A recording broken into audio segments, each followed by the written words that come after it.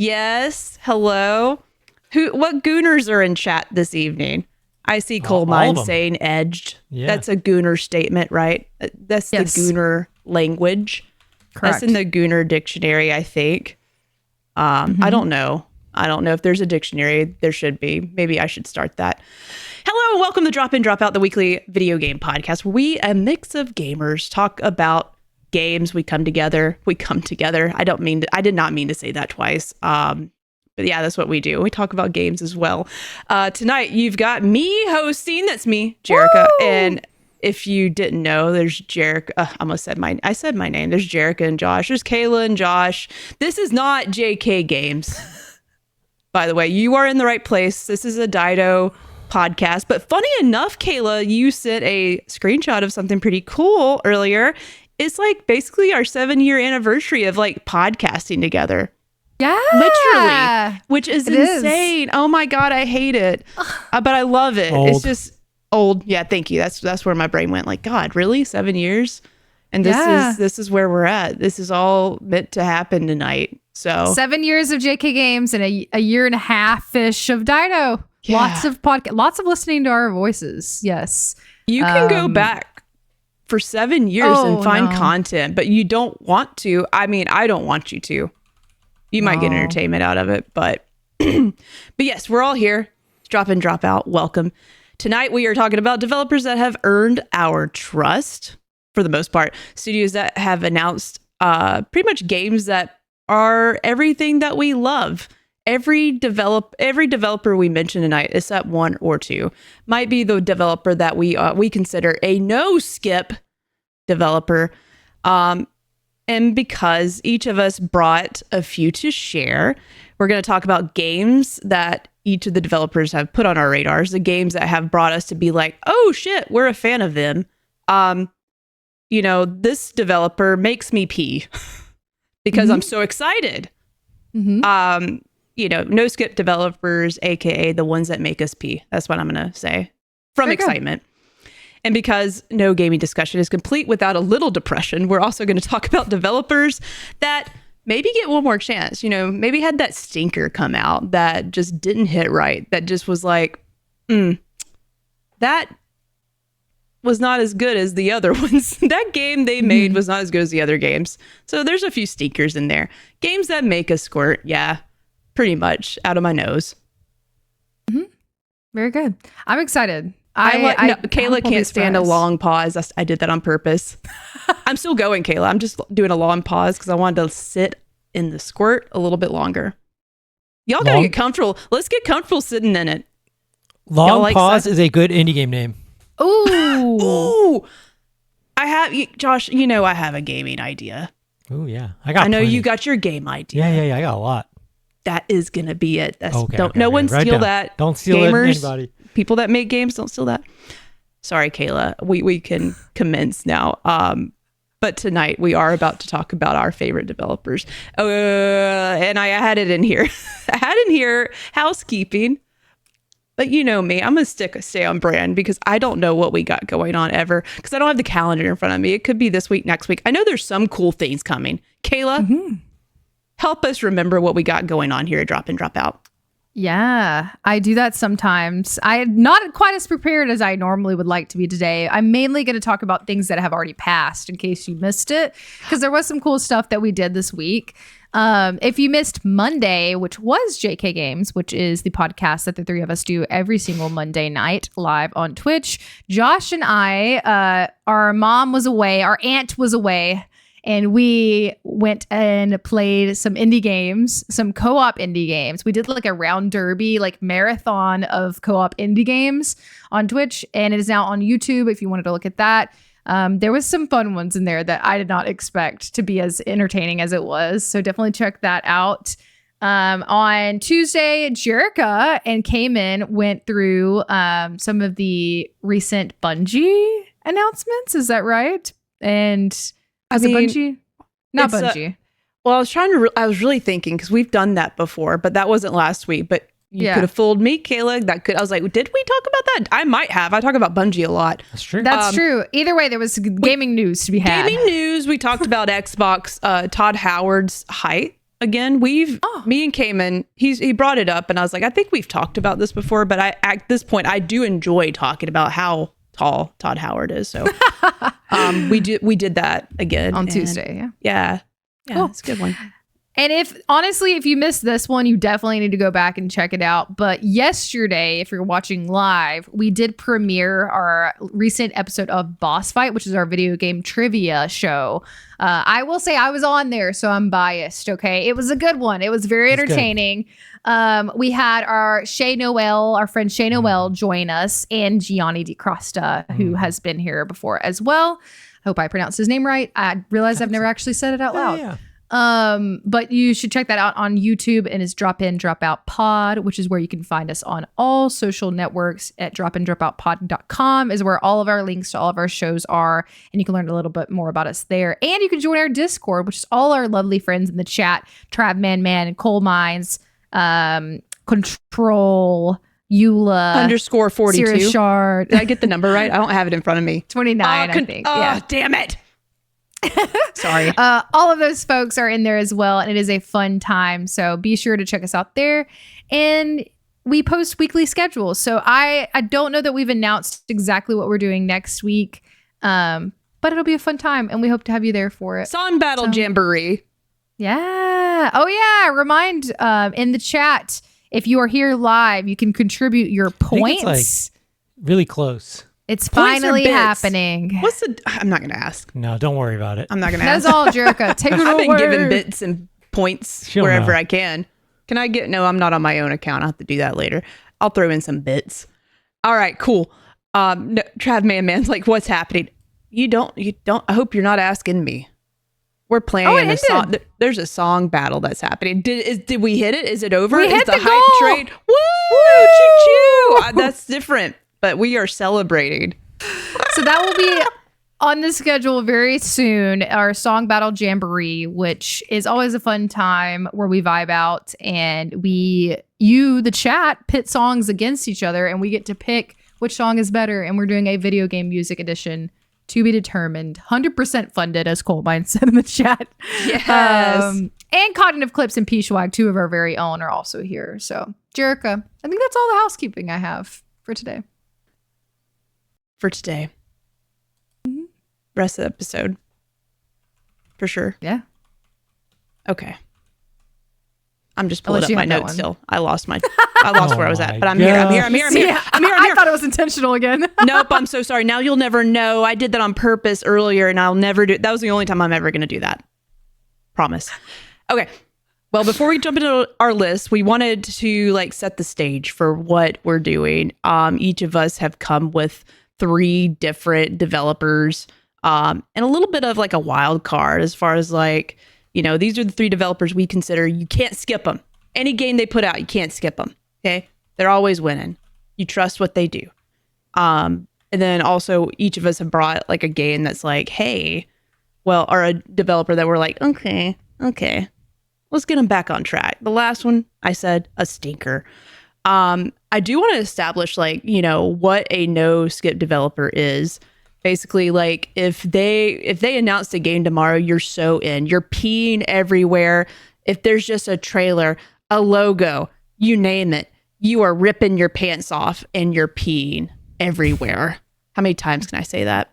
But of course, I want to sort of kick it off with a little icebreaker. I put in here, get our toes wet, dipping our toe into the pool.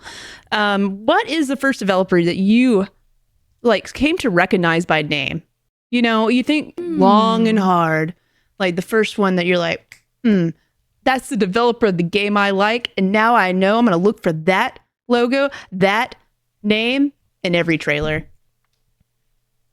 Josh, That's tough. you sort of lit up when I asked that question. I've thought a lot about this because I just live in nostalgia, I guess. We all do. I think that's this true. is a nostalgia You're right. trio right here. We You're love right. it. Let's go. We got some guesses in here. Trav Man thinks it was Rare. Close. Not quite. Before Rare was Square. It rhymes. Squaresoft. So not Square Enix. That's actually, this is kind of on topic. I wasn't going to pick this, but Squaresoft was a no skip developer for me. Once they merged into Square Enix, it's kind of a mostly skip developer. That's so confusing to me. But Squaresoft, it used to be if I saw that logo, you can buy that game, spend the money. It's going to be a good game. Chrono Trigger, Final Fantasy, all these games, right? Secret of Evermore, Secret of Mana. Okay. Just like Squaresoft was always this mark of quality. And so that was one of the first, that's what got me into like stuff outside of Nintendo. Like I just was like a Mario kid. And then seeing Final Fantasy for the first time, like some of my older friends had Final Fantasy 4, which was 2. And it like just seeing them play that. And we used to take turns playing it on the Super Nintendo. You could actually the second player could also just control the menus as well. So one person would like be controlling, and then the battles, the second player, we would like assign a character to that person. So then it's like when it was their turn, like you choose the fight or magic or like whatever. So we played it like a 2-player game. Nice. For me, this is tough because I have a confession to make that probably won't surprise either one of you. Are you ready? I'm ready. I don't really understand. I still to this day, Let's as unpack it. Games industry reporter, I guess you could say. Yeah, I don't know. Yeah. you are. Let's go. Yeah. I mean, it's been 7 years, so Media. Boots on the ground. I have a very hard time associating games with their developer and really understanding the difference. I at a high level, I understand the difference between a developer and a publisher, but for the longest time, I had no conceptual like knowledge of who made what. I just played games because I liked them, and I just like went in that direction, which is why this was an interesting like thought experiment for me preparing for this episode. So I found some things I maybe didn't realize were no skip developers for me. But so I don't really have like an answer for this question, I guess. I when I think about the most recognizable, I think Blizzard is one where it's like quite literally like the name matches like what the logo looks like. So I recognize that one a lot. Another one that I feel like is easily recognizable to me that like stands out is Capcom. Like I know, and I also associate that with a specific type of game too. Because that's a whole other conversation we could have, like developers sticking to a specific genre or like a specific type of game versus like the developers who like make all different types of games and like really can just like aren't necessarily defined by a specific style. So all that to say, I really don't have an answer, I guess. Kayla, I really don't understand. Well, I think to add to that, because I haven't had a chance to answer, because like this question was honestly my own icebreaker was hard for me because I'm like, let me think back when I was a kid, and I think I relate to Kayla in this more than Josh because I'm aware of Squaresoft, but you tell me what games fall into that category, I don't know a clue because their logo, like as a young gamer, a child, I'm just seeing what's popping up the screen before I get into it. And I'm like, oh, I know what, like for Kayla, probably the GameCube little logo and like whatever the splash screen is for the developer. And then any other additional contractors, partners might get splashed up there. So like it is very complicated to sort of know like who's got the stamp of this is pure ownership of this game for me, which it may be that developer, it could be the publisher, or for probably a lot of folks that are in the space like we are every day, like it's a Nintendo game, right?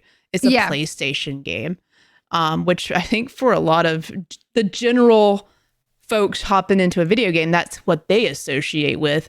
So this was a hard one to answer because like literally I think it has to be not because of The Last of Us, but Naughty Dog because Crash Bandicoot. That was the first like developer I sort of like learned about as a kid and tried to understand like, well, Naughty Dog, what does that mean before this game starts? Like, what is that, and to me, that's what came to my mind first. I just remember seeing Naughty Dog's unique logo before Crash Bandicoot. So. I actually love this discussion, and both of you bring up such a great point because I think you're right, Jerica, what you just said. Like most people, the games industry is like really big, and like usually us, like the group of us, yeah, you guys have been podcasting for 7 years, and everyone in the chat now in the Discord, we're all like very plugged into like game news all the time. But for the industry as a whole, I'd say probably most people just buy games and like play them, right? And so yeah, I think you're right. Most people probably just maybe don't necessarily think about like all the time how things are made or who's the director, who's the developer. And that's just something kind of people nerd out on. I think, I was thinking back while you're talking too, just at an early age, I was so impacted that it just became like one of my main hyperfixations, like Nintendo and Final Fantasy on video games. And I knew from like a child that I wanted to try to be in the video games industry. And so even all throughout school, I've researched like developers and who's who and directors and had all the magazines. Yep. And I, had wanted to go to Digipen, which is a college in Seattle. And I found someone who had went there, like a friend of a friend. I was getting advice from them because they only accept like 100 people a year. So I was about to like, literally in my life, I was trying to get through high school, was trying to get accepted into the Digipen and then maybe get a job at Nintendo in Redmond. So I like had a full like life plan of like moving to Seattle area. And so I was just like really in this world, I think just growing up, just always like whatever. And that's why as soon as I turned 18, kind of did some like Nintendo press stuff, and it was able to be in Nintendo press conferences at E3 when I was 18, 19, and 20 for like those consecutive years because I thought that's what I was going to do like professionally. And so I think for those kind of people, like it's probably just the exception versus everyone just always knowing about like who makes what. Yeah. It's confusing. And like, I think more than ever, like there's whenever we play the next, I don't know, let's see, next big PlayStation game, Wolverine, obviously Insomniac's probably mostly involved, but I guarantee you not people from Naughty Dog and other PlayStation studios were working on some part of the project. Like there's a sharing of resources. So like, yeah, it gets a little tough. And that's why like going back to this activity of us it was so hard to like narrow it down. And I really tried to pick developers that maybe y'all wouldn't pick, which that part wasn't too difficult, but like I really tried to streamline the developers that I picked. I feel like not impactful for the industry, but also just impactful for like, I don't know, for any other smaller studio that's trying to do something big, but with less folks, which one of mine is an indie developer, but a little bit larger than some. But overall, like, man, you got some games being made by, 30 people. You have some that's being made by like 3 studios, three developers. Yeah. Or 200 people or 300 people. There's a lot of numbers and a lot of people, little bodies running around making games. Less every day, though, because they just keep getting laid off. But regardless, I do want to kick it off with Kayla, did you have anything else to add? No, I was just going to say, and we can discuss this further, like when we go through our picks. I am disappointed that I don't have, because I also only have one indie dev, and I wish I had more. And it's and we'll talk about why later. I have more thoughts, but yeah. At the end, you can just toss them, keep throwing them at everyone's faces. I know everyone in the chat would love to get their faces just like plastered with indies. Okay. Okay. So we'll go through like 3 rounds of just sharing whichever ones we want to go with first. Josh, I know I typically like to lead with you anyways, because we've been chatting a little bit before the show, and you definitely have done way more research. And I feel like this was way more challenging than any of us. So I want you to lead are you leading with the one that you're strongest with, or is this like saving the best for last? Which there's no rules here. We can start with whatever one we want to pick. My choices, I tried to pick some really interesting ones as well, because I have a lot. This was actually my topic idea a while ago. And I forgot to just share. I sort of forgot that. Okay. This is Josh's idea. He wanted us to suffer. Yeah. Yeah. And cause I think it was my idea just because like I have so many. But because of that, I had like a huge list, and I kind of divided it up. And then once I saw what some of the Discord members submitted, and then once I was trying to think of you guys too, I tried to slim down some and pick some unique ones that I really liked that maybe didn't conflict with anyone. And so I'm going to bring up one that as much as like we've been hanging out with Drop In, Drop Out with JK Games, I almost never hear this developer. I don't know if I've ever heard it brought up. Oh, this is exciting. Yeah. And that's going to be Zachtronics. what? Yeah, don't know who that is. So Zachtronics is it's so niche, and I listened to like a couple podcasts with some of them on it, and they make some very technical games. Like some of them are like literally programming or hacking, but you're like actually programming. Like one of their most recent or more recent ones, Exapunks. It's like a cyberpunk game, but it comes with a like a programming language manual, and you have to learn how to actually do hacking, and then you have to like build hacks in the game to like hack different systems like banks or your friends or like I different want to things. know how many people like learn from this game have went on to do better things in their life, like hacking. Yeah, these are really intense. Now, some of these I actually feel like overwhelmed by. I'll be honest. I still think they're no skip in the sense that these are some of the most creative and unique and like really interesting games, and they've been doing them for a long time. And the team is just very passionate, and it's similar to like Housemarque, how you have the specialized team that just makes a certain kind of game. Yeah, all their games are kind of this style, right? Like they And know so, what they can do, and like as far as like the portfolio of games, like do they really? Every game, is it like one that I'm getting this book on? I'm like having to teach myself. Or one like, of my favorites that I really played during COVID, and this is one I would recommend. I think I did mention this one time somewhere that I want some people to try this one. Even Travis Man's asking in chat, are these games? Is there an objective? Yes, there is, and there's a storyline in a lot of them. One of my favorites is called Opus Magnum, and it's a full story mode where you're like learning alchemy or something. And you have these alchemical symbols, and you have to build these little machines that pick up the symbols off this like grid and move them in certain ways to like combine. It's like molecular biology kind of. What? And yeah, it's crazy. Wow. It looks complicated, but I feel like Opus Magnum is like pretty approachable compared to some of their other like really deep I'm dive scared, ones. but I no, guess it's I'm not also bad. scared. It's not bad. Kayla, we should do this. And I I'm did down want to to try it. mention, it's really good. I really like played that a lot during like COVID 2020, 2021 era. It came out in 2017, and I didn't get to it until like around COVID. It's really fun. Interestingly enough, just like a quick kind of where they started and where they ended. The game they're most famous for is called Infiniminer, and that's what Minecraft was based on or inspired. Oh, they inspired it. interesting. So it was a voxel like block based like mining game, and he who shall not be named developer of Minecraft saw that and got inspired and kind of basically made like a variation of it, which was Minecraft. So it's kind of crazy, like they're kind of a little bit more obscure, but that it was kind of their game in a sense. Yeah. And then later they started getting more educational stuff actually, because since the stuff started getting really like heavy and intense, they started like creating actually educational games and like partnering with educational institutes. And around 2022 or so, they kind of announced they're just going to like close for no real reason other than like I said, they kind of just do the same kind of games over and over again. And they were just saying creatively like, maybe it's time to like just mix it up. So they were just going to shut Zachtronics down and just kind of part ways. So they started a new development studio called Coincidence Games. But their first game's called Ad Astra, which I think, Jericho, you would like these vibes. It's a like 80s, 90s Japanese factory game. So actually they said we're going to try different games, but they made the same exact kind of game, honestly. So it's like you're building Japanese consumer electronics in like this factory. It's called Ad Astra. Yeah. And it's the same kind of thing. You got to program like assembly lines and machines and like build these things for customers and stuff.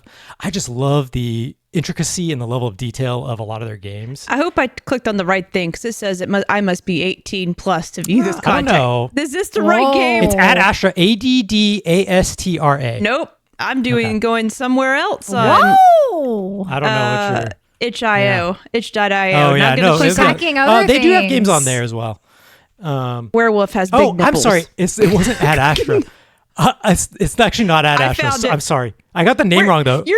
You meant to do this. No, that's the wrong one, actually. It's so funny. I mean, I'm going to check that game out later, though. It's Kaizen, A Factory Story is the one I was talking about. I had my That's list. so pulled up. funny. Kaizen, A Factory Story is the one I'm actually talking about. That's so funny. I'm looking it up. And it's a Japanese like factory where you make like little electronics and stuff. These are games like it's pure flow state. Oh yeah, this looks cool. Once you learn it, it looks intimidating. Once you learn it, it'll be like 4 hours to pass and you don't even know. Like it's just like it scratches like a very specific part of your brain. And so that's one thing I appreciate about some of like my no skip dev picks is I oftentimes like identify with like people with like really passion and like they like these dudes just make their games because like these are the games that I want to play and no one's making them, so they like go all in, so they don't really worry about if something's like a little bit too intimidating. And so actually a lot of genres like in like these Factorio kind of games, these are kind of inspired by these Zachtronics games, but people take them and someone took Infiniminer and made Minecraft. Someone took like their other factory games and made like Factorio and different things. They're taking these kind of complex niche games and making them a little more approachable, which is good from like an accessibility standpoint. But I love that these people exist and they make like the really like deep, like, you know, original kind of games like this.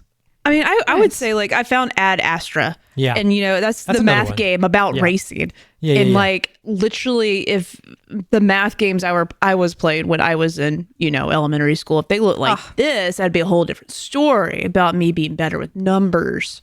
This game looks fun. It's cool. They have like the like retro look to it, and I love that aesthetic. Like, you know, there's like literally has like this old looking keyboard, but it's stylized very well. I love that. I just want to click that digital button so bad. Mm-hmm. I would just say for anyone in my closing statement, if you haven't heard of them, even if it looks daunting, give them a chance. If you're just interested in playing like an extremely well-crafted, well-made game that maybe you didn't even know like existed or was a genre. And again, my recommendation is Opus Magnum as maybe a starter. I think it's approachable compared to a lot of their other ones are a little bit scary looking. But Opus Magnum is really not that hard to get into. And once you get into it, you'll be hooked. Ooh, fun. Kayla, is this one going to surprise us or not? You said you had a few surprises or maybe one or two. I don't know. Just one surprise, two surprises? I think I'm trying to decide if I want to save my best. I think I'm going to save my best for last. Let's go. As far as like so I might give you guys a softball for my first one. But the thing is, thank you, Josh, for coming very prepared with a little bit of the history of your developer. I don't have that for mine, so maybe you guys can help me because this first one is a pretty common one that you see pretty often. But when I heard this prompt, my thought process was selfish and more of a like no skip for me developer. Yeah, sure. I think that's it. Well, yeah. Yeah. I wouldn't necessarily say it's like no skip for the whole like industry as a whole. And this one is definitely more widely known. But when I think through developers that if I see the logo or like some of my favorite games of all time, one might even say my favorite game of all time, the developer for that, I think about Respawn. And that is the developer I'm going to be talking about first. And I did a little bit of history. I was like, okay, what games have they made? What is their first game? I was honestly shocked to know that Titanfall was the first game that they developed. I actually didn't know that. I didn't know that either. Yeah. So unless I'm missing something, which I may be. I love how we went from Zachtronics to Respawn. Oh, wait. I'm about to take us somewhere unique too. So the games that Respawn has developed, and again, help me out if you guys know a bit about the history, because I don't necessarily for this one in particular. I have some for others. The games that they've made that I have played, and I'll tell you the ones that I haven't. Titanfall, one of my favorite games of all time. Titanfall, the original one, which I did not have these two play. I did have them play Titanfall 2, which actually has the campaign. The original Titanfall was multiplayer only, first-person shooter where you're in mechs. If you don't know Titanfall, you're probably living under a rock, but you should play the second one. Titanfall came out in 2014. Titanfall 2 in 2016. Apex 2019. Jedi Fallen Order, which is another one of my favorite games of all time, 2019. The only game I haven't played from this developer, only one, literally only one, is Medal of Honor. Have either one of you played Medal of Honor? I used to play that over Call of Duty. Is it just on the Meta Quest? No, Like, no, so Okay. I feel like it came. It's an around old the series, same. but Yeah, they it's did been around a long time. the VR one, but yeah, Yeah, okay. it's a 'Cause really old series. Maybe they did so Respawn just specifically Yeah. did the one that released on the Meta Right. Quest. That's cool though. I didn't know that. yeah. I didn't either. I didn't either. Yeah. Fun fact. And then, of course, they had Jedi Survivor, which I did really enjoy more than the average gamer because it didn't necessarily review super well. But it's definitely not one that I would enjoy over Fallen Order. And then they have Star Wars Zero Company coming very soon in 2026. So to me, this is when I think about my taste as someone who enjoys a first person shooter. Respawn does that for me. The way that they have their gunplay designed, the way their movement is in their games is something that I look for in a first person shooter. Even when you have that translated into a Star Wars game, I feel like I can feel the way that I enjoy that gunplay through those games as well, even though it's a different type of game. So that's my first developer. very Anybody else good. have thoughts on that one? They Chat did a- loves your pick. Yeah, they did a really Yay! like to think that the Titanfall developer was gonna make a not that we knew at the time, but like Yeah. not a Metroidvania like Star Wars Yeah. third person game from the creators of Titanfall. Like at the time, like I was not like you. I did not play Titanfall, so I didn't know of like the pedigree Yeah. they might have. But now, like sort of looking back, it's pretty crazy that they were able to make such a great and probably to me right now, like in the last 10 years, like my favorite Star Wars game. Like I haven't had a lot of great Star Wars games that like hooked me and I played beginning to the end and I did. And it's just because of like how well they designed that game. So that's cool. Yeah. I sometimes forget about Jedi with them. I forget that Yeah. they did not that they I just don't associate with them directly It's with tough. it, which is weird. It's a different kind of genre.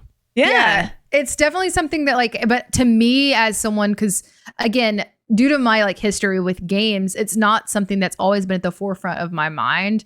But because I know how I feel about Titanfall 1 and 2, as soon as I saw Jedi Fallen Order get announced, first of all, I was going to play it because it was Star Wars and I love Star Wars. But when I saw a Respawn, I was like, oh yeah. We're back, baby.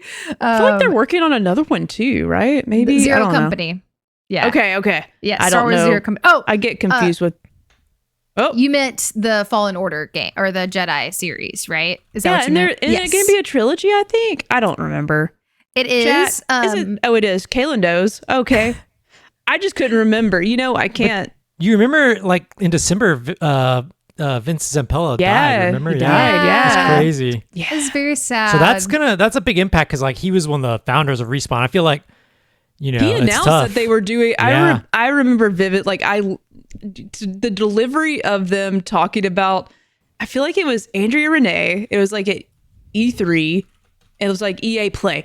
Yeah, Vince was in the crowd, and Andrea Renee was like, "I heard y'all are working on a Star Wars game," and he is just sitting there. Yeah, it's Jedi Fallen Order or something. Like just Yeah, it was. It was like delivery the camera was like on him. funny. Yeah. It was awesome. I just Yeah. I'm like, that's how they announced it. Yeah, we're working on a Star Wars game. This is it. He was just sitting down. It was great. Yeah, I actually rest in didn't even know peace. that story. Rest in peace, my granny. Yeah, they Hey. did confirm that there's going to be a third one. They just haven't like announced a date. I suspect that this year at D23 we will get a reveal. Oh yeah. Okay, that makes sense. That's a good point. I haven't Because played that's where the they next revealed one. the I first forget. one. I know Fallen Orders. Jedi Survivor. I need to get to it. Hey, we might have an author in the mix soon. We've been going back Teasing. and forth for years. It's just hard to work with, but I got to contact She someone got- that she maybe knows people. worked, in the games industry, wrote a story tied to said now trilogy of games that eventually will be on the show. Eventually. I'm so excited for that. When that happens, y'all, I need confetti. We're gonna throw confetti. We're gonna throw the books up in the air. Just watch out because they are a little heavy. Can't wait. I'm hyped. I need to go back and Little play teaser. Jedi Survivor. Me too. I didn't beat the first one. I did play it. Oh yeah, we've through some- gotta already beat it. shamed Yeah. you. I remember right. shaming in the you Star for Wars that already. episode. Yeah, and then I got need to play shamed. the second one. I do like it. I think it's great. Yeah. It's really good. I'm glad you guys liked my pick. I was worried about it. It was good. No, That was very good No, pick. it's a Very strong good. pick. Okay, cool. Yeah. Very good. Hell yeah. All right, I'm gonna round out round one with my first studio, which is Sabotage Studios. Ooh. Jordan's in there, creaming his britches. I've been waiting to say that. Also agrees. I think I have a hard memory because I know you also, Kayla, obviously recommend games to me that you say are great, and then I just never play them. But I think it was you and Chad, specifically, like had been playing Sea of Stars and like telling me to play, telling me it's great. And then obviously Jordan gets in here, in our chat. I feel like he was in there playing Sea of Stars. I remember like watching one of Jordan's like first like streams, watching him play this game. I was like, that looks actually really fun. And it's not normally the type of game that I would play. And the reason why I picked that was for that. It's not a game I would normally play. And the two founders, like just two dudes, I don't have their names. I thought I wrote them down. It's just two dudes that founded Sabotage Studios. Sea of Stars, The Messenger. They've worked on DLC too, but the only two games from the studio, but both have been bangers. But those two dudes, like I've watched there's like, I forget the name of the documentary, but there's a documentary on YouTube like about them like creating the game. We've talked about it before. Really good. But like literally their like mission with what the games they want to make are literally reviving games from their childhood and like making old games, modernize their favorite experiences. So like obviously Sea of Stars, people keep throwing, well, you should play Chrono Trigger. I'm like, I know, but it's so old.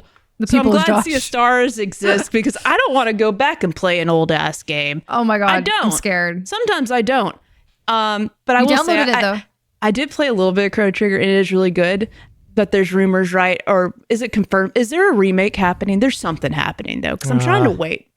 Maybe not. It's really hard to say. Regardless, I respect it. I really missed out on that game. It just wasn't the games I enjoyed playing when I was growing up, when I was a child. I'm like, no, I see that and I don't want to play it. Spyro or nothing else. Spyro Crash, that's all I was playing. But regardless, just the foundation they are the reason like I'm involved. I have learned about Chrono Trigger and I'm interested now, and it was because of them. So them like going back to like their roots of like, hey, let's make these games from our childhood and like put our own spin on it. And they've done it so well that Sea of Stars, it's in my top 10. Woo! It's one of my favorite games I've ever played. And I just hadn't, I guess besides like Persona, like turn-based games, I think the last few Pokemon games just left a really sour taste in my mouth. And I'm like, I just can't do turn-based anymore. Like, when are we going to modernize this? And, like based on Chrono Trigger and everything, just having the ability to attack during turn-based rounds. Persona is up there because that's sort of what got me back into turn-based RPGs was Persona 5. But Sea of Stars, like, usually I see 8-bit throw up on the screen. Not that it was ugly. I'm just like, I see that and I see a lot of chaos and I'm like, I'm out. But Sea of Stars was so fun. So good. They literally imagine like, obviously I keep saying I didn't play Chrono Trigger, but help me with the name, the musician, the composer for Chrono Trigger, like worked with them on Sea of Stars. So like it's like maybe Jennifer Hale, the voice of Femshep and many other characters, decided to work on our video game, Josh, that we would make in the future. Wanted to be a voice in the game. Like these dudes got to work with like, a legendary hero to them. So just the fact that the studio's done that, they've put out 2 games that have won many awards and got a lot of praise, and got me interested in an old ass game, deserves to be a no skip developer. Wow. I love that you picked this one, Jerka. This is one of my gaming shames, honestly. Oh, Sea of Stars, you haven't played it? Oh, I started it. You started it. The issue is like... That's even worse. I'm obsessed with Chrono Trigger. It's one of my favorite games of all time. I'm obsessed with the whole development staff. Yasunori Mitsuda is my favorite composer of all time. Do you turn the camera over to the left a little bit? There is a shrine. Oh, yeah. Yeah. I have like a Chrono Trigger right there. Good point. When they Sabotage announced this on Kickstarter, I was like following it like weekly. I'm following them on Twitter. I'm like everything, like every update. They announced Yasunori Mitsuda going to be a guest composer. I'm like freaking out. Oh my gosh, this game is like made for me. then I'm just busy. I don't play it or whatever's happening, right? And then all of you play it, and it's like you're obsessed. I'm like, I can't believe like I missed out on this whole conversation because I've just like was lazy, I guess. Hey, I'm down to revisit one day. It takes some time, but I can revisit a little bit more easier than like replay it. I haven't played the DLC, so I'll say that like. Yeah, I'm so excited that you guys like this game. It's kind of like similar to why everyone all of a sudden liked Expedition 33, and I was like, wait, this is like Final Fantasy. So it's like I feel like this is a pipeline to getting you guys into Chrono Trigger and Final Fantasy. You know, well, you already like Final Fantasy, Jericho, but you know, there's different ones that I like and some I don't like. I understand. So, but I love that this is a great pick. I love that I could still be won over by turn-based RPGs. So like, and I know, Kayla, you like this game too. Yeah, this was Kayla's the reason I played it. Like Kayla and Chad, another friend of the show, like really just convinced me to play. Oh, I think that my like experience is even similar to Jerica's. Like this was probably the first actual turn-based like JRPG. Is this considered a JRPG? I forget. I don't know. Sabotage is, I mean, it's in the vein. It's the genre. Yes. It's a genre. It's a genre.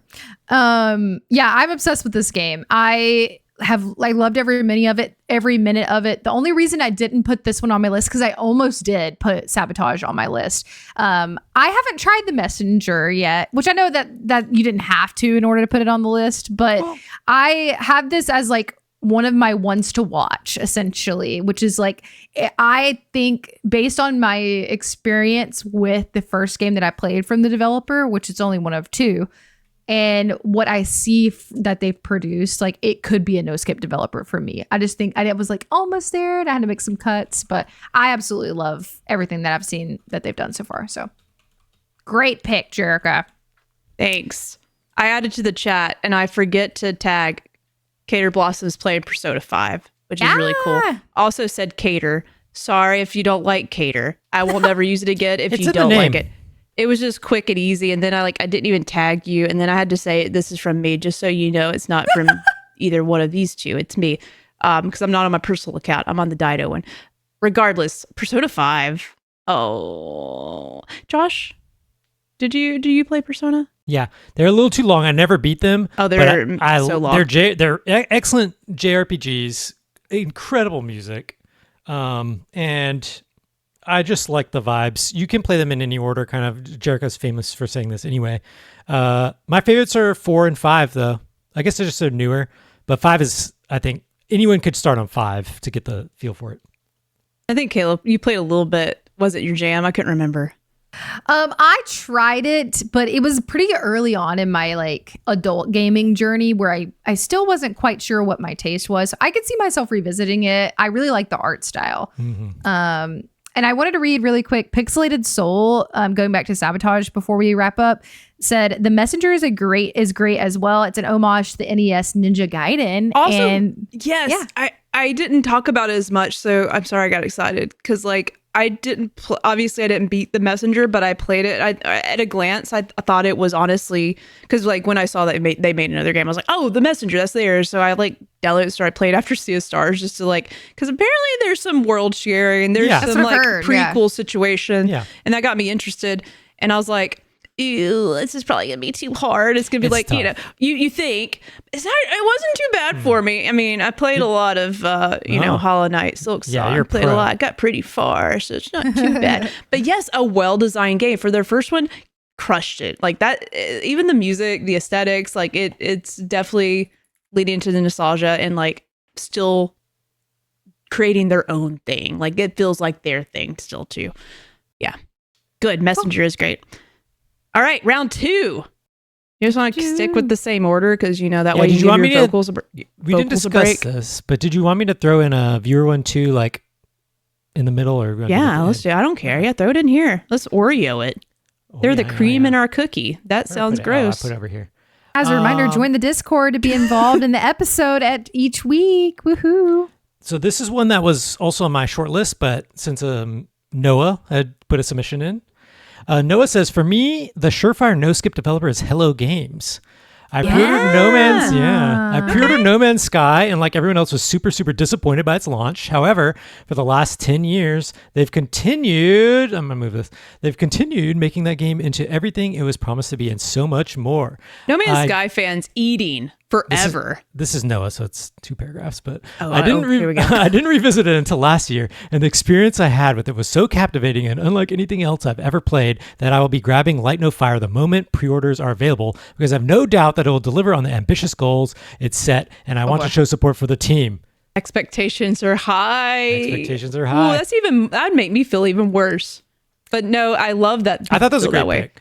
I think It is a Hello good Games pick. is just excellent. Another one where it's like they're just dedicated. They did release kind of a bit of a problem at release, but they've consistently proven that they can listen to feedback and implement changes and make it work. something incredible. And I play it about once every year just to jump back in and see what's new. And it feels like playing a sequel every time, like every year. So it feels like I've played like 10 sequels or something. You know, it's crazy. So great pick from Noah. It's your turn again, Oh, Josh. it's me again. Oh. Yeah. unless No, I got it. No, no, I'm good. That Your was vocals short, need a you know. break. No, I'm good. No, I'm built to yap. He's built. True. I'm gonna do a shorter one. I'm gonna save this. I'm gonna save the my best for last, right? Same. So I'll do a shorter one on this one because I'm finally here. I'm finally here on a Thursday night on the main. Oh yeah, we didn't pod. even make that a known It's okay. thing. Oh holy shit! Yeah, that's a big deal. Yeah. It's weird. I've been technically, drop in, drop out since like last Behind the year. scenes, right? yeah. And more of more behind the scenes stuff. Not really able to make most Thursdays, but I do make the JK games on Mondays. And finally, I've used proxies in the past, but I'm here. And it is funny that it's like the JK games crew. That's a coincidence. It's just how it ended up. We're his favorites. It's okay. But listen, I've been listening to every show since the start of all this, and I'm finally here to. No one can stop me. Jake's not here to talk about a dev that gets underrepresented in this community. My hands are off the keyboard, so you let her rip. And this is a no skip dev that does not get talked about enough in Drop in Drop Out, and that's going to be Toby Fox. Oh shit! Who? Yeah. Oh god! She said who? Exactly. That's the problem with people these days. Okay. I said, oh god. Toby Fox made yeah. Undertale, right? I feel like Jake is probably just Yeah, flipping around. see. He can't. If he He was shows here up. earlier. Oh, Thanks, Cater Blossom. She said hype for Josh. Great. Thanks. Toby Fox is a no skip dev for sure. I think at this point he doesn't have that many games, but undeniably changed indie games forever in a huge way, like unbelievable success. And changed shit. people's lives. Look, I just say you the word. summoned him. Look, and Jake's in here. Summoned. And he says, "You mean the composer of 2 songs on Pokemon Sword and Shield?" Which is true. And that you're proving my point. He's an indie dev that made a game with Microsoft Paint graphics, and he's a composer in a mainline Pokemon game because of that. So what's incredible is like, Pretty neat. listen, the game is simple. I know like people kind of they feel a certain way about the community, okay? But For sure. I'm going to defend them a little bit because this game has saved people's lives. And I'm not even like being hyperbolic about that. This game has meant a lot to a lot of people. And so, yeah, some of the people are, it's a certain kind of community, but it's a very special game to a lot of people. And even without that, you can be disconnected from the community. If you play it, you're going to find something in the game as well. It's an incredibly thoughtful game and very introspective. And I think it's just one of these games where like you play it. If you go in blind and you just play it, you're going to come out of the game and be like, wow, I didn't even know like it was going to be about these kind of things. So it's really good. And he followed that up with Deltarune, and he's been doing that episodically for the last many years. He started in 2018, and there's like new episodes. I think they're on Deltarune 5 or 6. I'm a little behind on the episodes, but Well, just released, right? This year. yeah, they just came out one. So I'm a little behind on the newer releases, but these are very good games. And I'm one of these nerds because this comes out of the Earthbound fan community, like Starman.net. When I was a kid, I hung out on Starman.net. It's like the Earthbound forums and like place to be. Another one of my shrines. He's got to take a He's here, so he's I'm on got a to mission. show it. Yeah. And so I didn't know Toby personally, but he's one of these people hanging out in the Starman.net forums. He made Earthbound ROM hacks. So he made this Earthbound like Halloween ROM hack and stuff, which I did play. Ooh, actually. Halloween mentioned. Okay. Yeah. I'm in. And so Undertale's in the Earthbound genre because he's very inspired by Earthbound. And so that's one of my favorite games of all time. So that's why I picked it up. And actually the first time I played it, it's because I actually heard the music. Sometimes I listen to music before I play the games. And I was listening to the soundtrack and I was like, whoa, wait a second. This soundtrack is insane. And that's what got me to play it. And then I love the game. So, fun side story, of course. I went to Japan a long time ago, 2019 maybe. And I was in like a little shop and I heard Undertale music playing. And if you don't know much about the Japanese markets and the Western markets, there's not a lot of crossover. Like we play a lot of Japanese games. They don't play like American games really over there much, especially not American indies. And they're playing the Undertale music in this little shop. And I was like, what? This is like so trippy. This is crazy. Yeah, it was blowing my mind. And so I asked the guy, I was like, is this Undertale? And he's like, oh yes, I love Undertale. And I was like, I can't believe this. And so I found out later, like it took off in Japan in a huge way to the point where I think he lives there now permanently. He hangs out with Sakurai. That's how he got some stuff in Smash Brothers. That's how he's ended up composing in Pokemon. And so he's a Westerner who's joined this like inner circle of like established Japanese devs too. They That's love him. interesting. So it's just a very interesting impact he's had on the global indie game market in general. It's cool. Yeah. He's no skip for sure. Like whenever something comes out, I think it should be examined. Okay.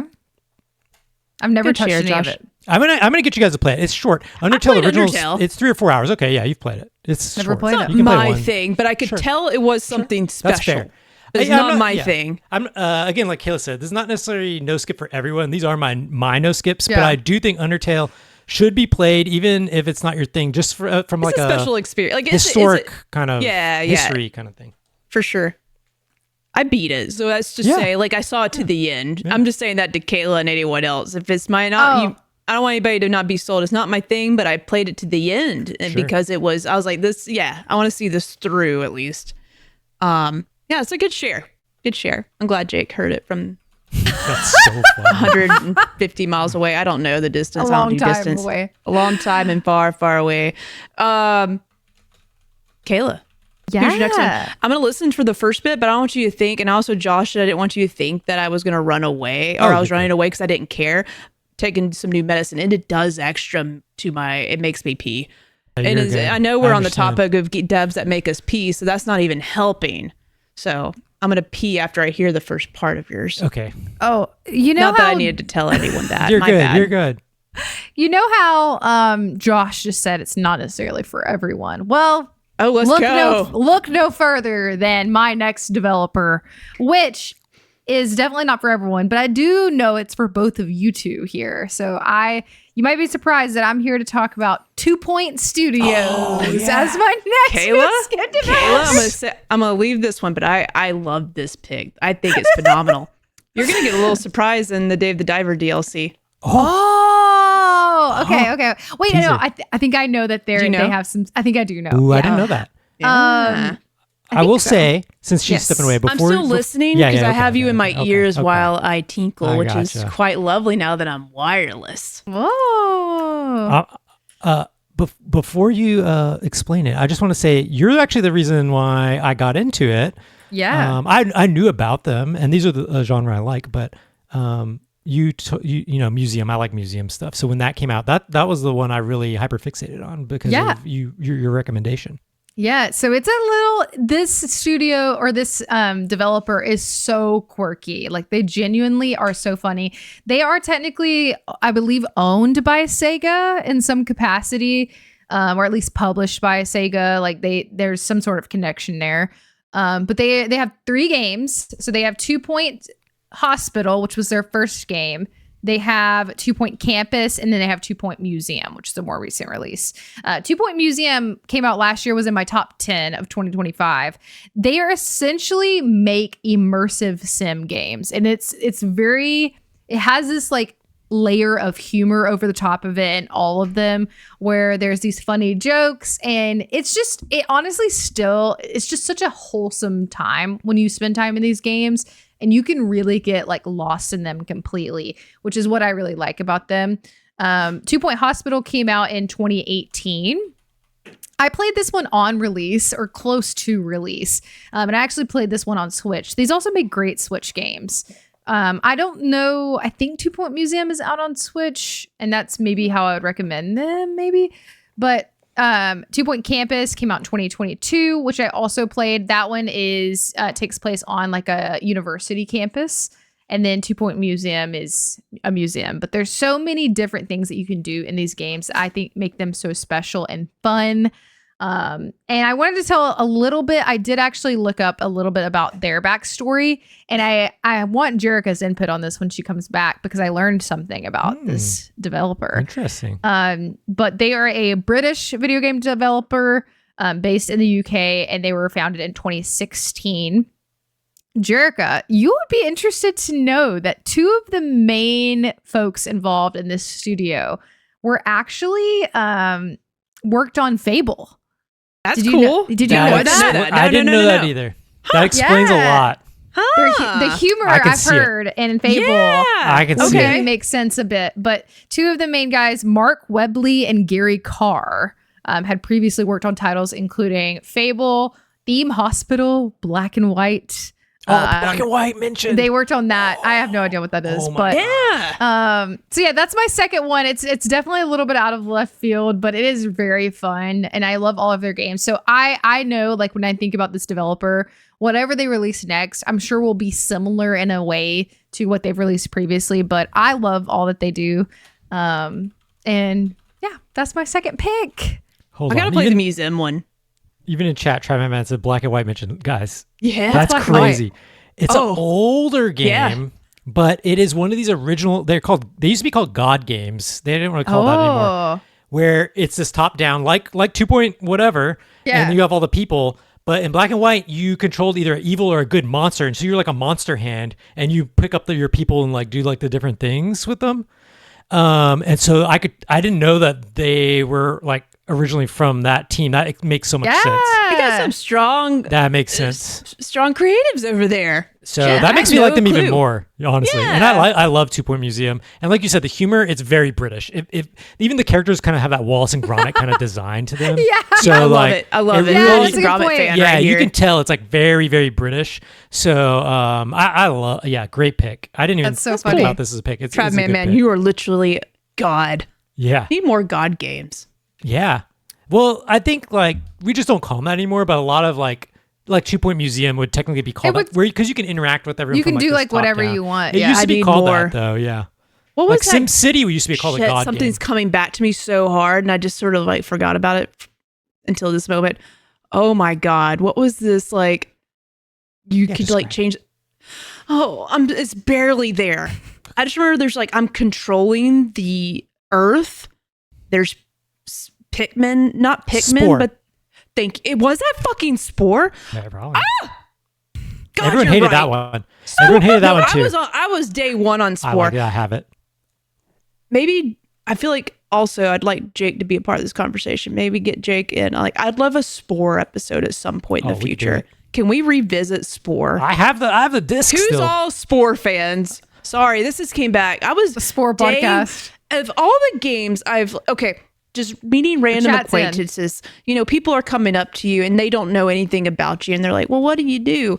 Like, I talk about video games, blah blah, and they're like, "Oh, let me tell you some of mine." I've had like 2 random people bring up Spore to me, and I'm just like, "What?" Spore runs deep. Sorry, I'm okay now. It's underrated, Jerica. This is one. I mean, there's a lot of these. This is one of the first incidents where people like gamer rage stuff, where they're like freaking out over. Spore needs you to know, be whatever. studied. It's a probably good has.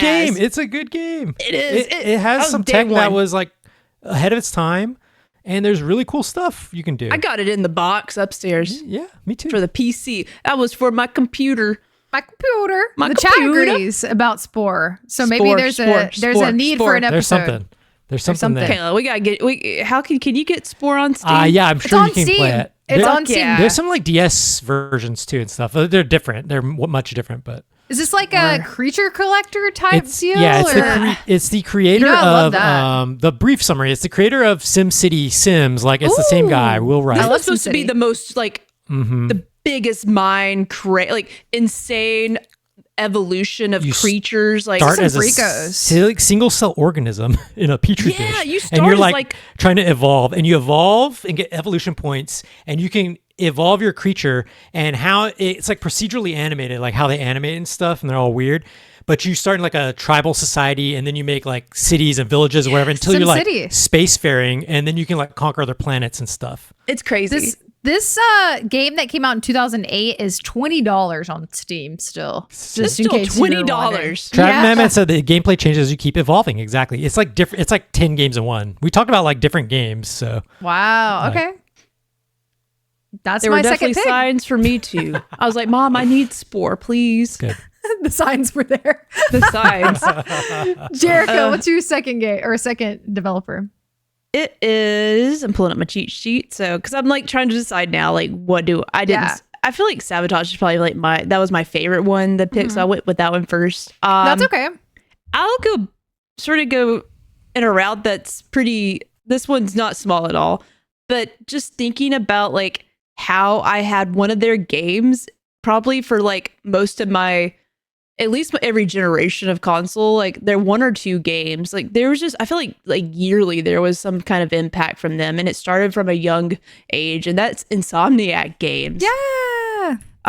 And I feel like, that you've obviously gotten their flowers, but I wanted to give them some more Jericho flowers tonight, because just the fact that this developer, for the most part, like obviously now a part of Sony first party studios, but like started also very small, founded in 1994, literally 30 years plus of games. Insane to think about, but true, because like literally Spyro, that was my first Insomniac game, was Spyro. Ratchet and Clank. I never played Resistance. If anything, I did play Resistance through whatever came out on the PS3. Like, because that was like a launch title or something. Was that Resistance, or I'm thinking of something else? I don't know. I might be confusing it, but which one had the? Yep, it was Resistance. It had like a skull on the cover. Yes. Regardless, I played it and I didn't love that. I don't remember revisiting it, but I'm sure it had a pretty decent fan base.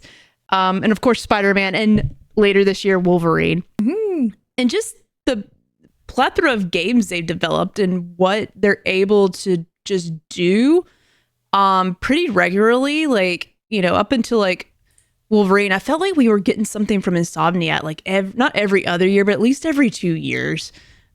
This is a different time in gaming now, so we can't get used to that. But man, they put out the games and they're always like bangers for me. They know what they're good at, and they've done a really good job of like matching, like, hey, like if someone's going to do a Spider-Man game, it needs to be these folks, because this is the skill set they have. Yeah. And it's really crazy that it all stemmed from like, I don't know, Spyro, and how cool that they've made so many different types of games, and they've all been pretty freaking good.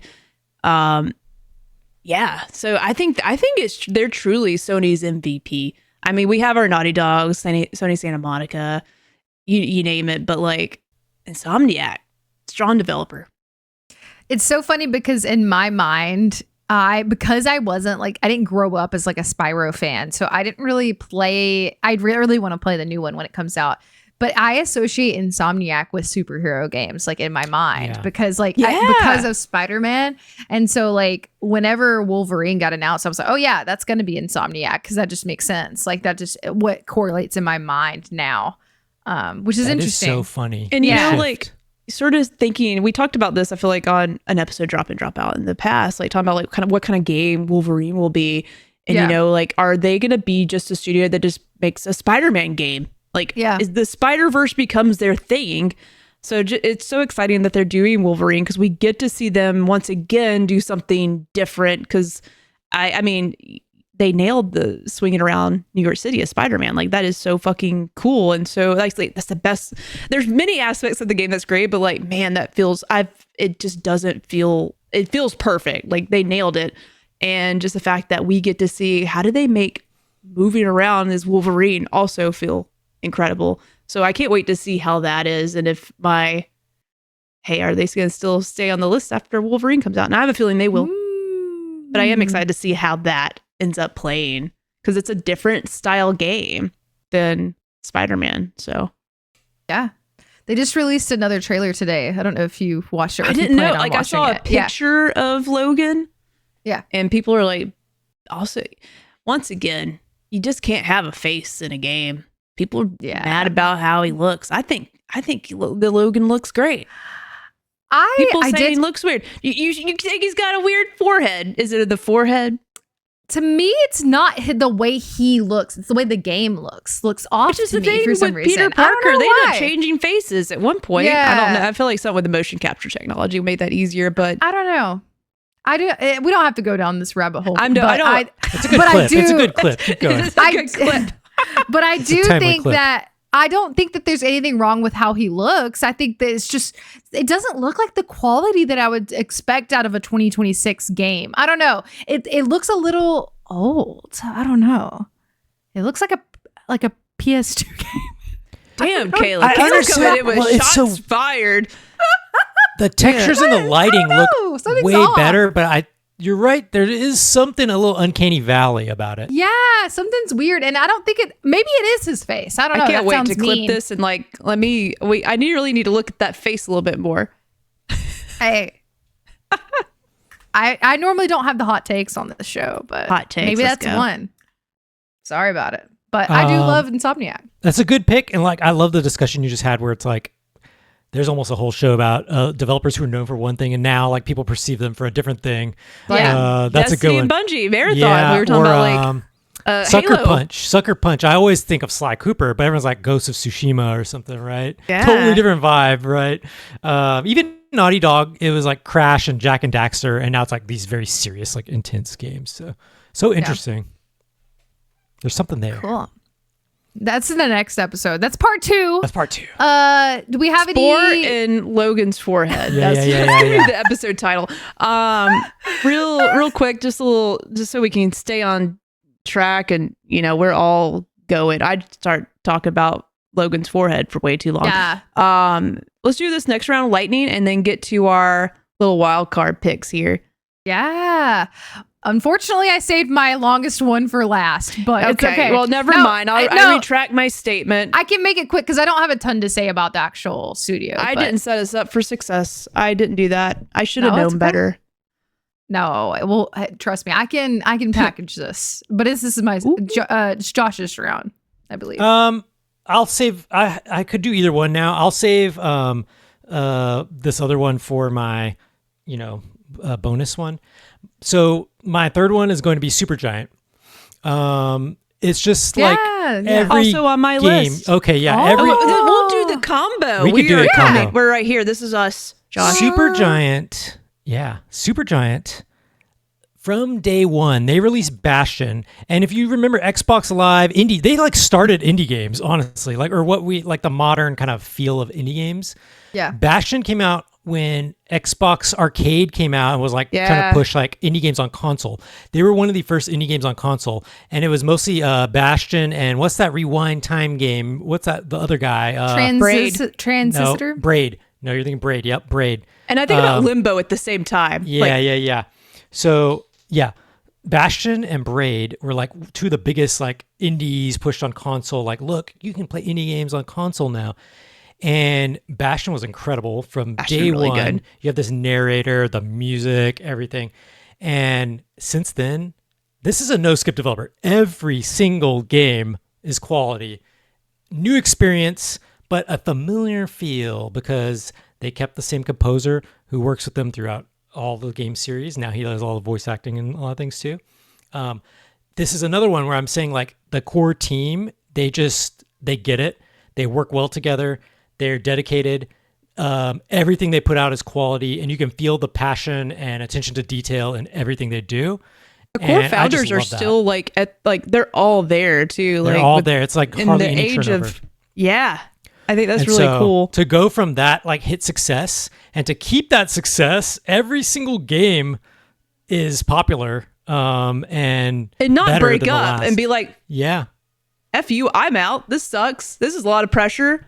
You know, they're still hitting. And yeah, the sequel, Hades 2, obviously. Hades like 2. they got us all played it. Now I might not beat it, but fuck, the game's so much fun. it's so good. But my criticism on that, I am like a little Ooh. bit the Okay, only it is a no skip game. It's so good, but I don't like it's very similar to Hades, right? Which is good. It's a great game.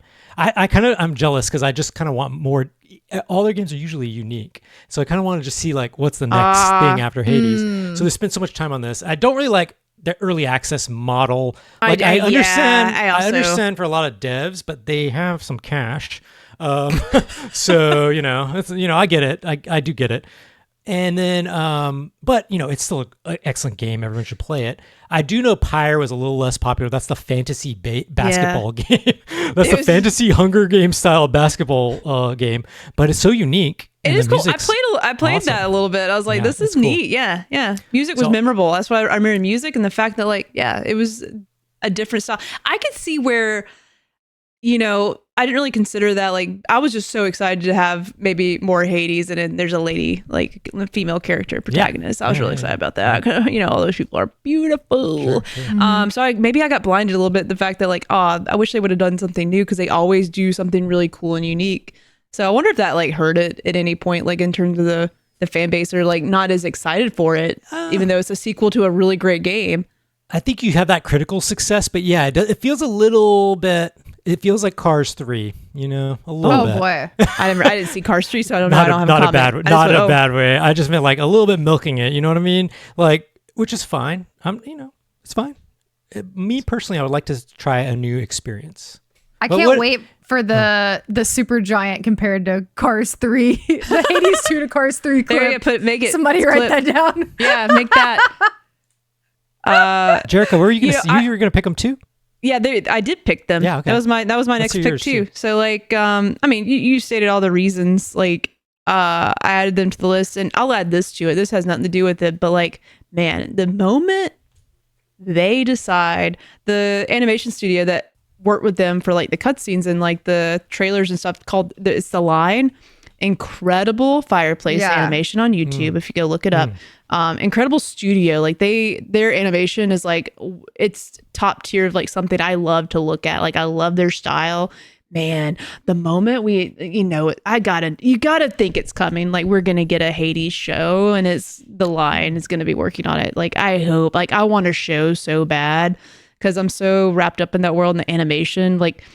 For Hades 2 specifically, Monet, I can't remember. Melone.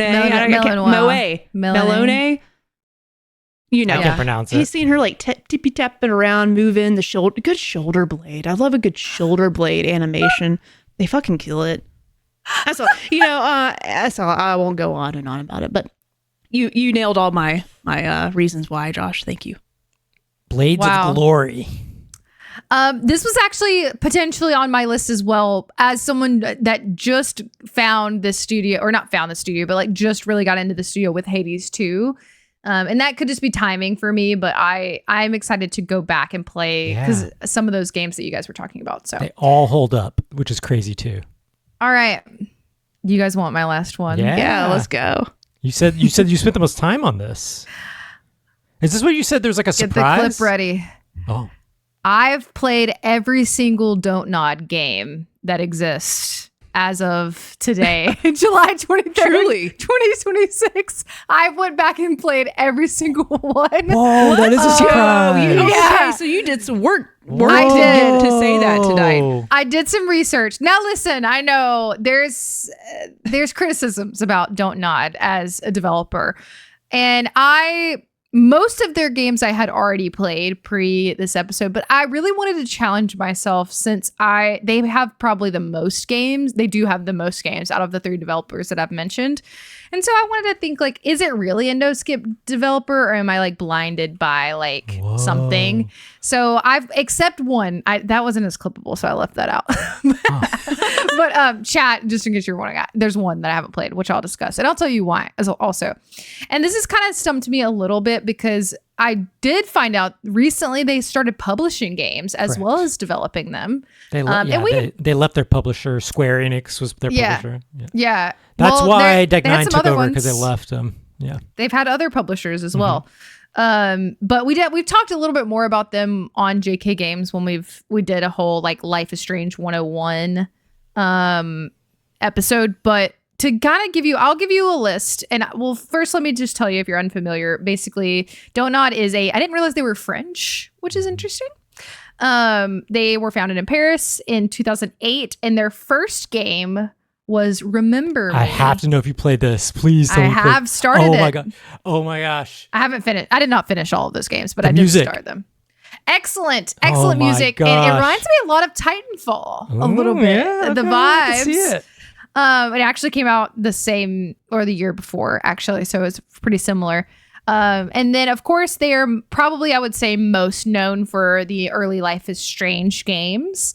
And so they also have delved into some third-party publishing. But let me list the games for you, and I'll tell you which one I've played before this time and which ones I've played after.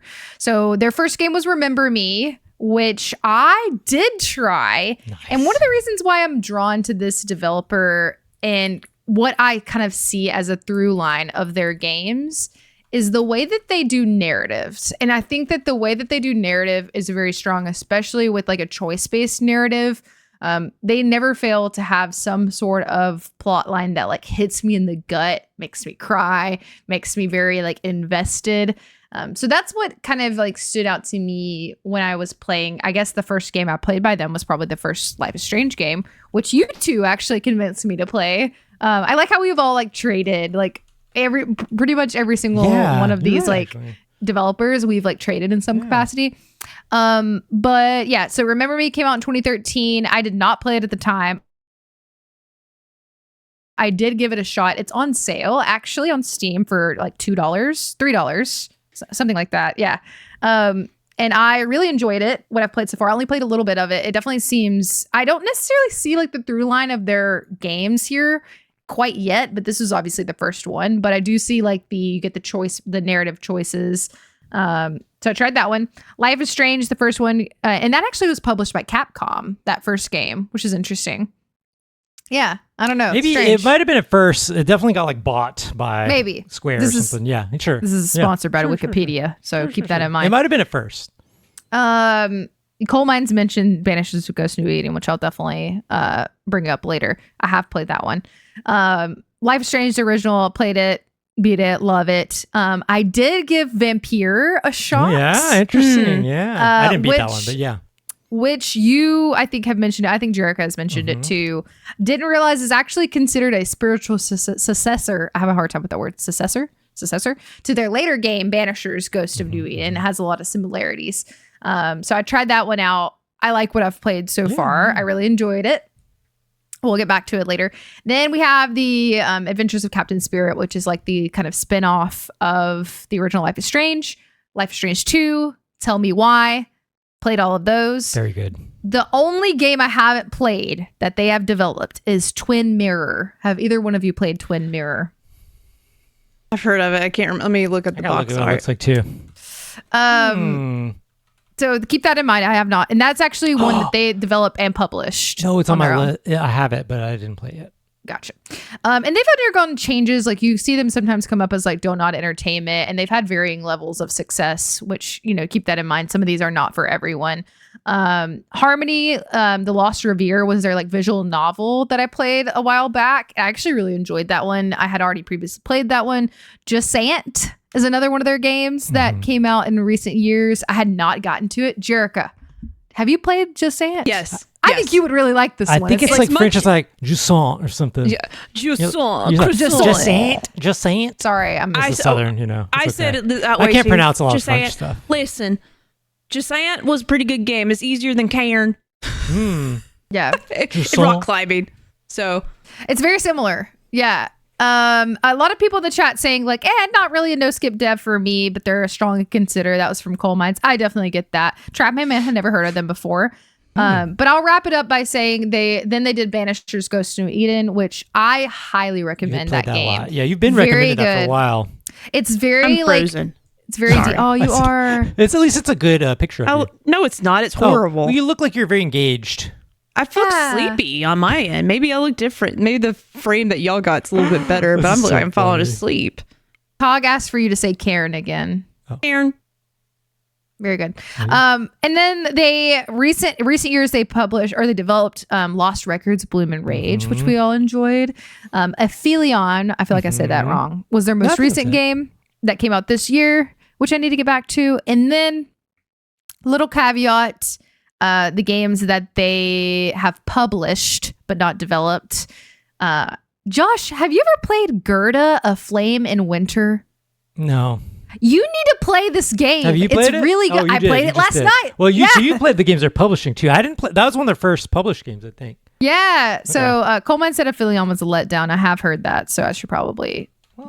I need to determine for myself, but I believe you. We all had a fun experience with that on the stream. No, though. I haven't played Gerda Flame in Winter, but I'll check it out based on your recommendation. It's very don't nod coded. Like there's a lot of like narrative woven through. It's kind of like top down. It has this like painted style to it. Hello, Jerica. It's like a historical fiction type game. And then they also published Korra, which I've played. It's a little dog game that is based on music, which I think you would like.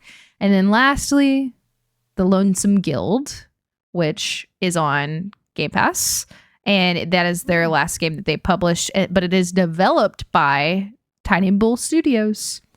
So that's my I'm so long surprised list. at you. You did the sneaky thing. You played all these I games. played them all, which a lot of them I had already Wow. played, Yeah, to be yeah, fair. yeah. But I really wanted to solidify it. I love this that you played as- Remember Me. I'm just like, oh my gosh, you played Yes, Remember we Me. can talk more about it later. You know what I got? Funny, and it's in the name. Remember Me? I do remember that game. Yeah. But for a split second, like I was reading the premise, like I definitely remember like the logo and the box art for it, but I never played it. It made me think of like, did Remember Me like inspire that show that was like on an ABC, Blind Spot? Ashley Johnson's in that show, which is funny. Oh, Maybe. It's like a lady wakes up, she'll remember The things. premise, That's, yeah. I mean, that's the she's premise like a of my life memory too. keeper. So. Like, yeah, She has there's like a a lot. tattoo I love a special. memory. Yeah, special. It's- Yeah. There's something. They're getting It's crossed got this like in my alternate brain. Paris vibe too. Even this reminded me of it because like when I played Expedition 33, because there's parts of Expedition 33 that have like the symphonic soundtrack mixed with like the electronic music, and it's like this weird Paris. It reminded me of Remember Me because their soundtrack kind of does that too. Oh, cool. Yeah, so it kind of reminded me of that. Kayla, I love that you picked Donut. It was also like just on my list, of course. Yeah. And I think I didn't get this quite across when we did like the Life is Strange 1 because I think a lot of people here have maybe heard me. I keep saying like, well, the Deck 9 Life is Strange ones aren't as good. Maybe, well, Jerica agrees now too, apparently. But the thing is with this, and this is what I've been saying all night, is like, yes, some of their games are like, there's some issues with them, but I just appreciate when people put passion and intention into like art and games. And so I've read like a lot of interviews by the Don't Nod folks, and they just have like a idea up here, and they have like an intention they're trying to do. And I know their writer Jean-Luc Cano, he did like a lot of the Life is Strange games and like continue like into like their new era. And so I think when you take all these original people and you move them out and into this new thing, and then you get like Lost Records, Bloom and Rage, and all this stuff. I just love like when these people are working together and creating like something very unique. And even though Life is Strange 2 was never as popular as Life is Strange 1, it is a very unique story and also like has a lot to say. And then, games like Tell Me Why and stuff like that, just very interesting. Yes, I agree. And that is why it's my last pick. And that is where I will leave you. I played a lot of games. Love it. And I will definitely. Trav Mayman asked if I could do a book report about my time with Remember Me when I finish. Yes. I can definitely do that. I'm Whenever I get shocked. there. Yes. That is all from me, folks. All right, wild card, weird one at the end that doesn't really match up with anything else we've done, but sort of does. That's a long category. The last segment I have is like that game that maybe is on thin ice with you. The One More Chance dev. They got one more chance. Maybe they were on the trajectory of being, they were on your list. in that last game, would I say, what was a stinker?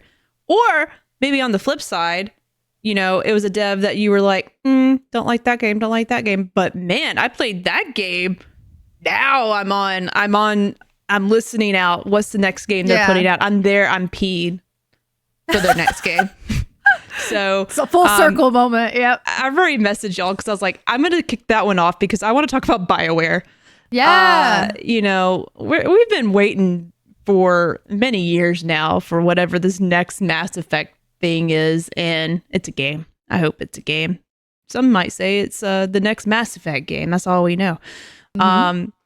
But listen, I mean, I'm not gonna go down memory lane with BioWare again. Y'all know me. If you've been on the show, I've talked about BioWare numerous times. But it is a studio that I'm worried about our relationship. Oh, It's been very complicated, and I think most BioWare fans will agree that it's a complicated relationship, and I really am nervous for this studio. And of course, it's still technically on my no skip list because every BioWare game I've ever played, I've never been a big Dragon Age fan. Like, I've played them, but I'm way more, Mass Effect is my favorite jam. Like, that's what made me fall in love with this studio. Obviously, their pedigree is long, and they've been in the RPG Choices Matter games for a very long time. And if I consider anyone that's done it the best, it's them, because it's just been part of what they do for so long. Like, literally the ones that worked with, I forget the company that like owns like Dungeons and Dragons, but like partnership with them to, you know, do Baldur's Gate led to KOTOR and like making an RPG for Star Wars, which is insane that even got made, and like is, you know, unfortunately it's way past its time for me to play it. But I've heard incredible things, and one day we might play a remake, hopefully. But yeah, just what they've done and what they've been able to accomplish. Anthem, weird situation. I blame EA for most of that. I do. I blame the dummies at the top, needing them to make the next Bungie Destiny game. Flying in that game, kick ass. A lot of DNA of what BioWare could do and where they're wanting to go with tech, like on that side of things. Like, think about Commander Shepard being able to zip around with the jetpack, right? Like, that's the kind of stuff that, you know, is exciting to see from BioWare. And I got to see like technically what BioWare could do. But man, it was such a letdown because it's not what it sort of hurts. Like, you know, some studios, like, they're just known for making this kind of game. And if they try to do anything else, will we love it? But I think they were forced to do something else here. You can do a lot of different things with RPGs. You can. And it just didn't need to. BioWare didn't need to make a live service game. I didn't want them to. But I do still have a little special place for Anthem in my heart. And me too. Andromeda was... And also I don't blame BioWare on that one. I blame a lot of leadership, like maybe some leadership at BioWare, but they still made that in like 18 months. Sort of like Super Mario Sunshine, which is pretty crazy that game came out and it was okay. Sure. Andromeda was fine. Wasn't bad. It wasn't the one that, you know, really did it for me. They actually haven't had a game that's like almost lost me. It's just like, I need them to have a win or they will lose me. Like a big banger. Veilguard was a great experience. I love what they decided to do with it. It's just, I don't know, like someone it's almost like they still have like some kind of, what's the safety wheels, floaties. Training wheels? Thank you. It's fucking training wheels. Safety wheels. EA is like their training wheels, but they're not helping them get better. If anything, they're training wheels that have just fucking spikes attached and they keep poking the child that's trying to learn to ride the bike. They're just messing them up. You know, and I really hope that BioWare does something really fucking cool with Mass Effect. That's like my hope and dream. And obviously when that happens, it will solidify as Jerica's favorite developer of all time is BioWare. Wow. Man, like they just done some really cool stuff, and let them do the really cool things now that they have the tech to do it. Like literally Mass Effect 1, 2, 3, no one's done a crossover where your choices matter through 3 major games like BioWare has. Like no one else has done it to that scope and scale. So like, fuck, just let them do it again. Yeah, that's all I gotta say. I couldn't agree more. You said Excellent. it. You said it. You said I it. said it. I am not a BioWare girly, but I know about it because of Jerica Chu right here. So I'm rooting for you and all of the fans. I did put it in the chat and I briefly mentioned it, but I actually didn't mind Anthem. That's one of my gaming hot takes. It game's fun to zoom around. I Like the liked mechanics it. of flying, superb. Like that. If you've, well, I don't think you can play it now. I think they took it offline now. Yeah, but it's dead. That's Yeah. so sad. But man, that was an experience. That Yeah. felt so good. Me and my brother played and it was just, I didn't think anything of it. I just had a good time.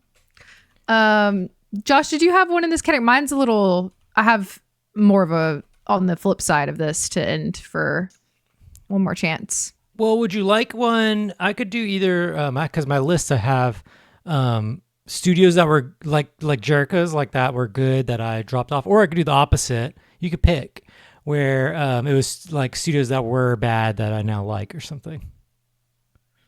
Oh, I don't know. Jericho, what do you 'Cause that think? was the question, right? Yeah, I Which one answered would you mine. like? Oh yeah. Well, which version would you like? I don't care. Mm. I didn't Whatever expect you you to wanna ask me share. that question. I said you think- follow your heart. One of Yeah. mine is a studio that like I think got better over time and is like turned into a no skip developer is Monolith Soft. Because I'm actually working on a whole separate video for myself, like my own, even though I don't do a lot of videos right now, but I work on a lot of videos, okay? One day. But Monolith Soft, which is kind of a subsidiary, like Nintendo kind of owns them now. The whole, I'm not going to get into history here. This is a preview.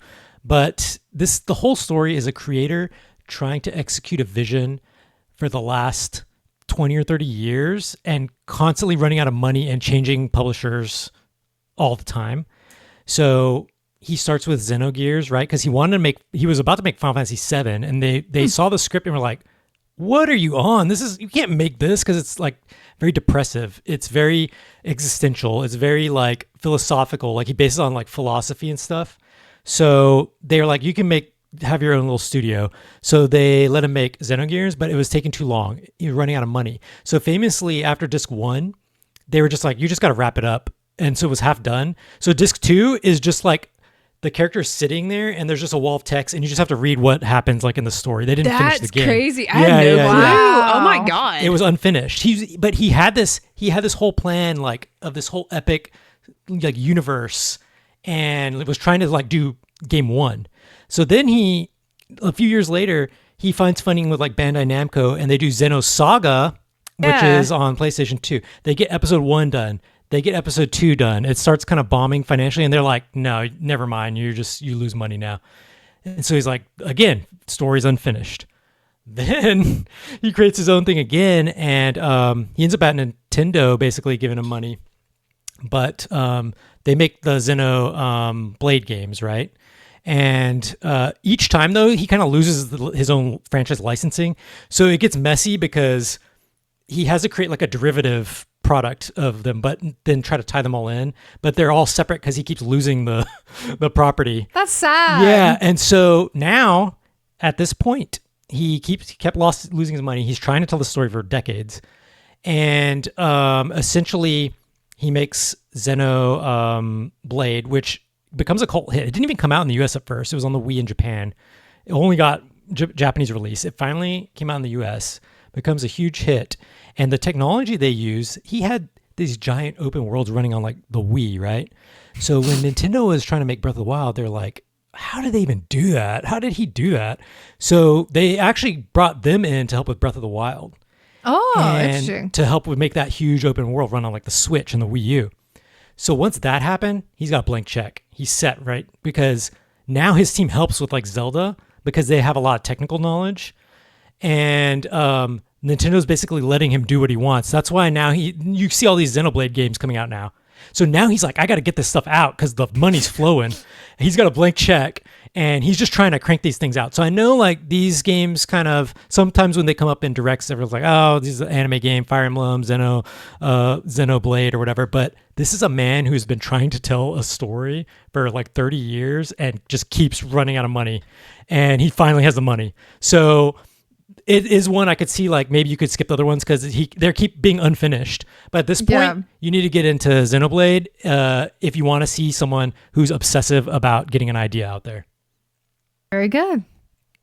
Oh, I knew nothing about that developer. You said the name. I was like, Sloth mentioned. I have a sloth. Monolith. She got a sloth. Sloth. Here it is. Oh, there's the sloth. What's the sloth's name?